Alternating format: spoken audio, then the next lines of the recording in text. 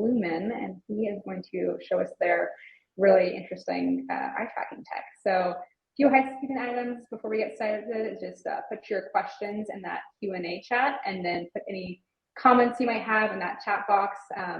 Say hello so Mike knows you're here, and drop where you're tuning in from. We're a very global audience here, so it's always fun to see what people are joining from all around the world. But Mike, I'm going to get off screen and hand it over to you. Thanks so much. Well, hello everyone. Thank you very much for that kind invitation, introduction, Cara. My name is Mike Follett. I'm the Managing Director, one of the co-founders of Lumen Research. And I've got a short presentation here about how eye tracking data can help us all make better advertising by understanding how people actually consume advertising rather than how we think they consume advertising. So I'm going to put up the slides here, and then we can. Oh, crikey! So hopefully you can see that. Now, Cara, can you see my screen? Is this all working out?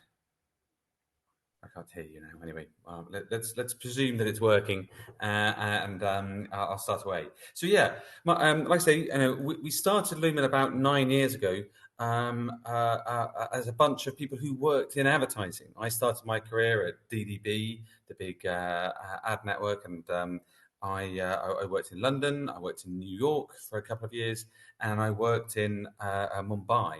And over the course of a career of 15 years in advertising, 3 continents, I still don't know how big a logo should be on an ad.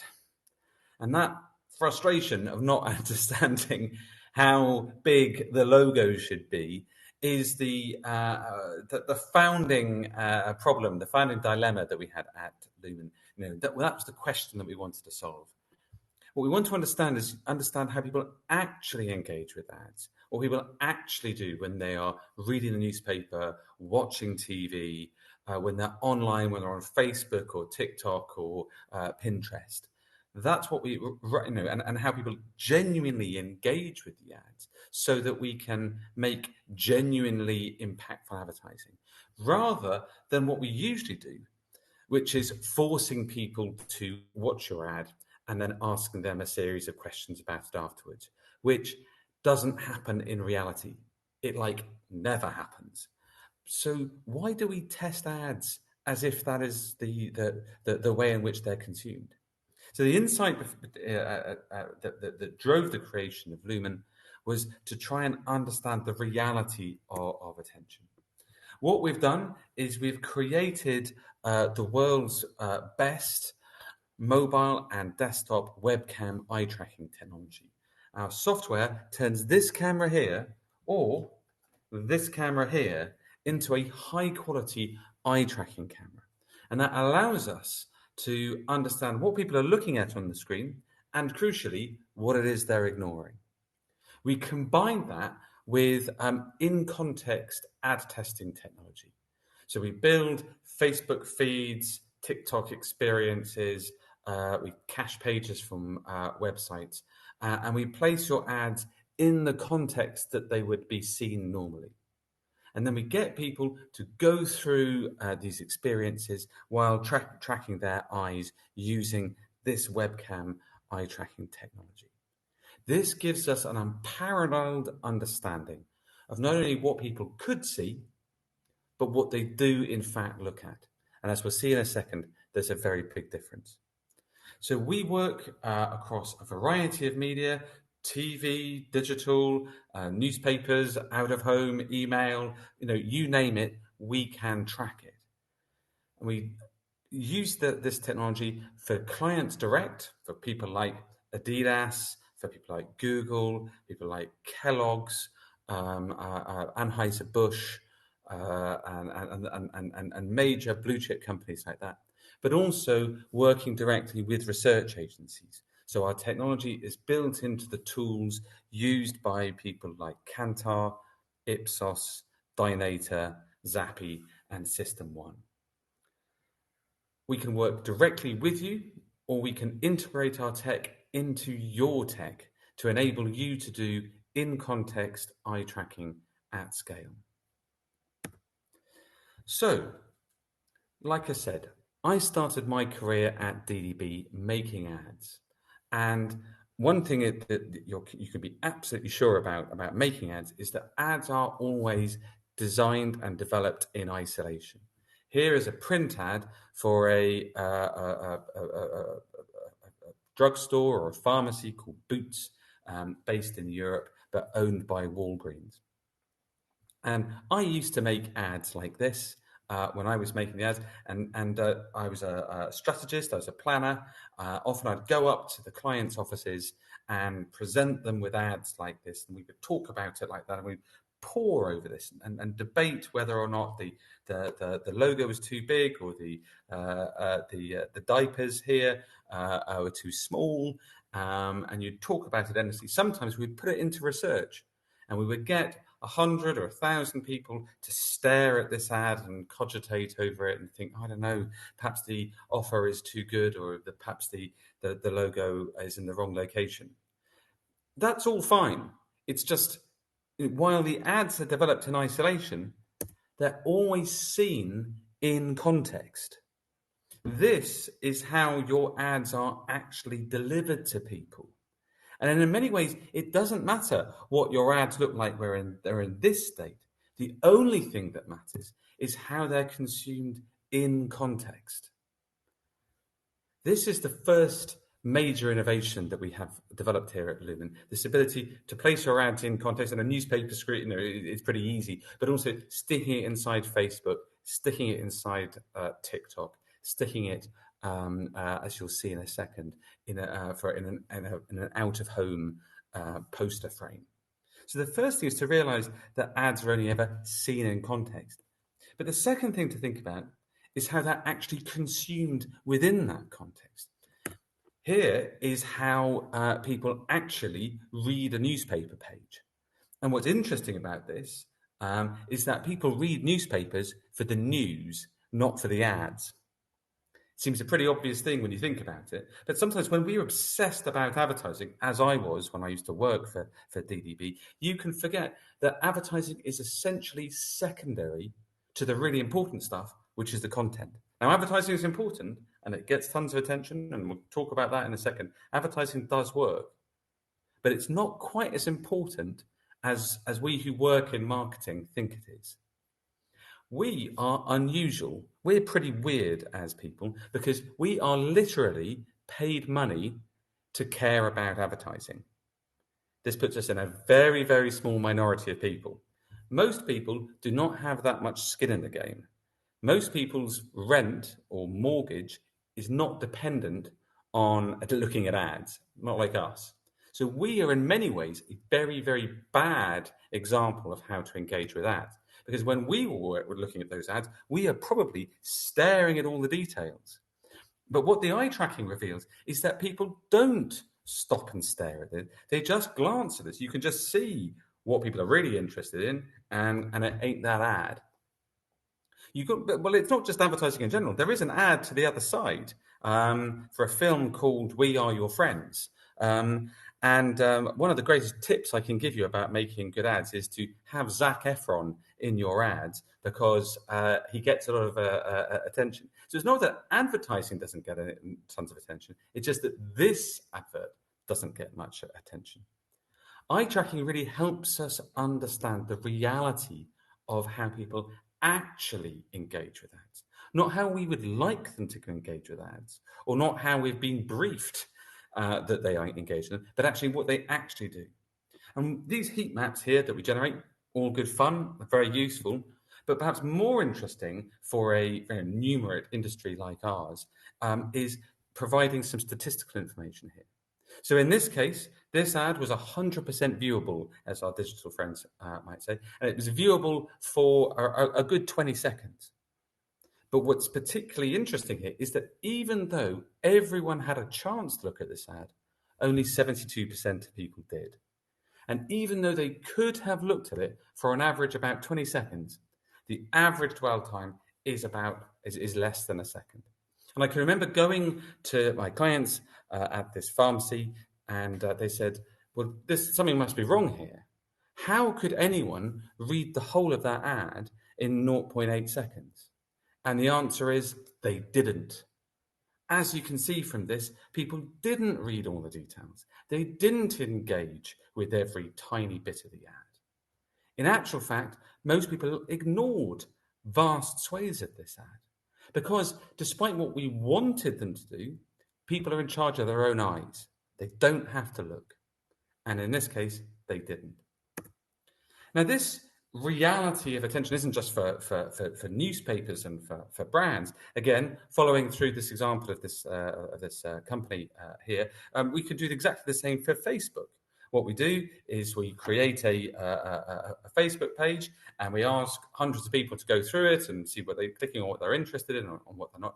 And then using the same approach as we did with newspapers, we stick in the ads into people's Facebook pages so that they can see the ads in context, not again, stopping and staring, but just as they do normally. And from this sort of data, we realised that, again, interestingly enough, about 72% of people noticed this ad, but this time they noticed it for about 2 seconds. Facebook ads typically get around between sort of 1.3, 2.2 seconds of attention in reality.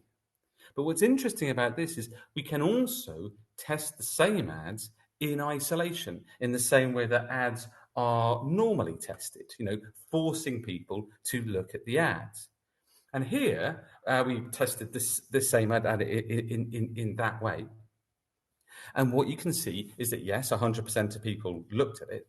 But when you test it in this sort of artificial, forced exposure kind of way, the dwell time of the ads is about 5.3 seconds, far, far longer. But as marketers, as the trusted advisors to marketers, which type of data is more useful? Should we be telling our clients or our colleagues that, hey, all is well, people are looking at your ads for 5 seconds? Or should we be telling them that in reality, you're probably getting 2 seconds of attention? Because if you understand the reality of the attention that your campaigns are generating, you can also understand how to design for that sort of time budget, how you can engage people and deliver a message in 2 seconds rather than imagining that you've actually got 5 seconds. Understanding the world as it is rather than as we would wish it to be is tremendously important. We can also do this not just for print advertising and TV advertising and digital advertising across mobile and desktop, but we've also seen the same approach and developed the same approach for out of home. What we do is we create videos of street scenes, and then we use Hollywood-style special effects to stick ads like this, as you can see, into frames like this. And then we can go and recruit a load of people, using a panel company, just like we do with everything else, and get them to watch the video while their webcams are filming what it is that they're looking at. This means that we can do this in context ad testing, not just for print and digital and TV, but also for out of home. And this is also very revealing because in this instance, when you're testing posters, ordinarily when you test these things in isolation, obviously everyone looks. And they look for a great deal of time, about 3.7 seconds here. What's particularly interesting, though, is in reality, posters get 1 second of attention. They don't get noticed by everyone, and they get noticed for a very short amount of time, which suggests that probably if you've only got 1 second to really communicate, then you have to radically simplify your advertising. You have to lead with images rather than words. You have to lead with strong brand colours rather than recessive or ambiguous brand assets. What our data also allows us to do is to compare between media. We've done hundreds of thousands of tests over the last few years in the States, in Canada, Mexico, Argentina, all across Europe, Australia, Japan, Thailand, Indonesia. Hundreds of thousands of data points to help us understand the reality of attention across a wide variety of media. And this basis of understanding is tremendously important just anyway. It's very useful in terms of media planning.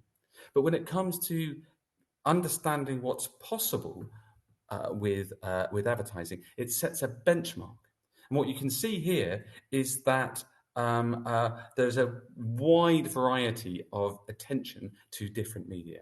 If you're showing people or asking people to watch TV and the ad breaks within TV, you might have a 30-second TV ad, but on average, people do not look at these things for 30 seconds. On average, a TV ad will get around about 13.8 seconds of attention of people looking away, up and down, looking at the screen, looking at their phone often, talking to their friends or their family. Even though they are in the room and they're present for the TV, they won't watch the whole of the ad right the way through. Just think about your own experience there. But TV gets around about 13.8 seconds, 7.5 for 15-second ads. YouTube, on average, will get around about 5 seconds, or those little 6-second bumpers will get much less than that. Social, like I said, will get between about 1.3 and about 1.7 seconds on average for how people are looking at things in feed. Digital display, about 1.2. Out of home, those posters that you saw beforehand, around about 1.9. And a full page press ad will probably get around about 2 or 3 seconds there. This is really, really important stuff, because when I showed you those data points beforehand, you perhaps might think, well, perhaps that's just bad advertising. Perhaps it's no good. What we can see from here is that the norm is like this. The norm is for quite short amounts of attention. That tells us something really, really important, which is that ads can't that ads have a certain time budget or attention budget that's available to them. We can ask the creative agency to come up with something astonishing. Please make me an ad that people will stop and stare at. But also, and that's an ambition that we should have for all our advertising. But we should also be aware of what's possible. It looks to me, for instance, from this, that there are two quite radically different shapes of attention. There's one shape of attention here, which is a bit like TV. Some ad formats, TV is like TV. It gets quite high levels of attention. Some forms of YouTube do get that. We've just done a really big study for the cinema industry, which gets even more, even than TV. But these are good storytelling media, where you can expect not perfect levels of attention, but high levels of attention to tell a story. Everything else is like a billboard. Everything else is like out-of-home advertising. Very short amounts of attention. Now, what's really important about this is a big learning about digital media. The most important thing I can see here is that everything produced by the Facebook or Meta is like a poster as well. We should use this data to realize that Facebook is not really a video platform. Facebook is really an out-of-home platform. We should be designing ads for Facebook as if they are moving posters, as if they are digital billboards. They are really, really good digital billboards. They're amazingly well targeted. They can be really compelling. They can be really memorable. But they are essentially billboards. And if we go into the creative development process with that insight, with that understanding about how people are actually going to consume this, we can make much better Facebook ads and we can avoid putting TV ads on the smallest of all the screens. So how does it work then? Well, we can work for desktop or a mobile. But the first thing is to upload the stimulus to our system. It can be, like I said, a TV ad. It can be all forms of digital ad, including TikTok and so on. We talked about out of home, and we also we have a large gaming practice and work with a number of in-game advertising companies. Send us the ads, upload the ads to our system, and then we will place them within the right context into a Facebook feed, into a TikTok experience, or a Snapchat discovery zone, or whatever. So your ads are shown in context. We then go and recruit respondents. These can be anywhere in the world. Like I say, we work with panel companies, and including your own panels, if you have them, to recruit exactly the right people for this test. It can be men or women, old or young, rich or poor, in pretty much any language. And we have all of our sort of social media experiences, which are constantly updated, in around about, I think, 23 languages at the moment. So whatever it is, we can create a realistic experience for people, either on social media or on digital publishers, or as you saw in these out-of-home environments. People are then asked to go through these experiences, go through the Facebook page or the TikTok sort of algorithm that we've developed there, and are shown the ads as live. They are shown within these curated experiences, and eye tracking data is captured so that we can understand the attention. Then we have a chance to give people a questionnaire. That can be done on our side or within your own questionnaire platform, and that can be linked to your own question sets or to standardized questionnaires that we've already developed. All the data, the eye tracking data and the questionnaire data, is uploaded to the cloud, and everything is deleted from people's machines. Our eye tracking doesn't actually capture any facial information. It just records gaze duration and on the screen. There's no PII involved at all. No faces of anyone are videoed and stored anywhere. So there's no data protection worries, no GDPR concerns, no PII taken. And obviously, all the eye tracking itself is fully consented. And then at the end, the data is uploaded to our reporting platform. You get access to all the data, but also we have a dedicated team of consultants to make sense of that data, to help you write presentations, to write and present the data to you or to your clients or to internal stakeholders. As you can see, the sort of outputs that you get here, we saw some of these lovely heat maps. You get a whole load of statistical data about how your ads are performing against the norm. You get a load of stuff about sort of standard formats, sort of comparisons for against your data versus standard formats, but also for the questionnaire data as well. And you get a whole series of outputs about the basic attention statistics of if your ads were viewed or how long they're viewed for, heat maps, view orders, and feature analysis.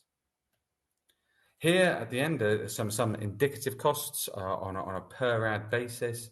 We work extremely quickly, either when we're integrating our technology into your systems, or when we're offering a managed service and doing it all for you. Here are the managed service costs. Obviously, integrations are done on an annual fee basis. So I'm going to stop there, but thank you very much for your attention. I think we've got a little bit of time for questions, but here are my details, and obviously this presentation and all our materials can be downloaded from the Green Book site. Thanks very much. Thanks so much, Mike. That was really, really compelling and interesting. So I appreciate the the demo and walkthrough your tech is super cool. So kudos to you guys.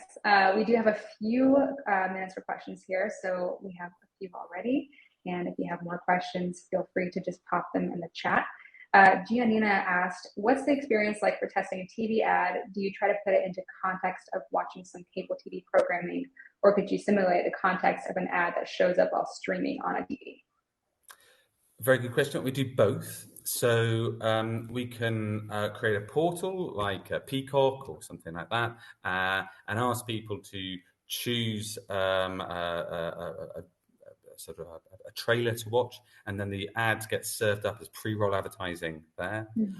Or if to recreate linear TV experiences, we can actually create an ad break like that. We can test these things in isolation if you want, so you don't need to do it in context like that. But we have always found that it's so much better to recreate the actual viewing experience rather than to force people to look at this. And we would usually do it in those ways. Yeah, that's great. Thanks. I hope that answers the question there. Yeah, it's a good point. I mean, it's interesting. It seems like the in-context viewing is such an obvious problem, but also something that probably gets overlooked a lot because, yeah, it's just not so intuitive. So it's really interesting to hear how important that is. And you talked a lot about using this for creative testing, but can you also use this for media testing as well? Absolutely. And if you saw those bar charts at the end, almost half the value of what we do, I think, is comparing one media to another. And so often advertisers will work with us to try and say, well, I have this ad in this media. Is it going to work in the other? Which is one thing. But then also using the same data to try and put a value on the media itself. So you can use this data to help work out, well, how much is a YouTube ad worth versus a Facebook ad? We have an entire media planning, buying and optimization toolkit that's also available.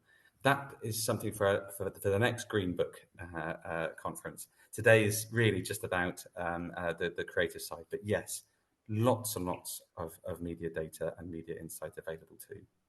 Wow, that's really cool. Thanks for sharing, touching on that, giving us a little teaser trailer for the next event. And so something that you did talk about during this demo was, there's kind of two sides. There was the in-context testing plus the eye tracking. So do your customers have to do both, or can they just do one or the other? No, you can. So we work with Zappy and we provide our technology to them as simply the putting the ads in context.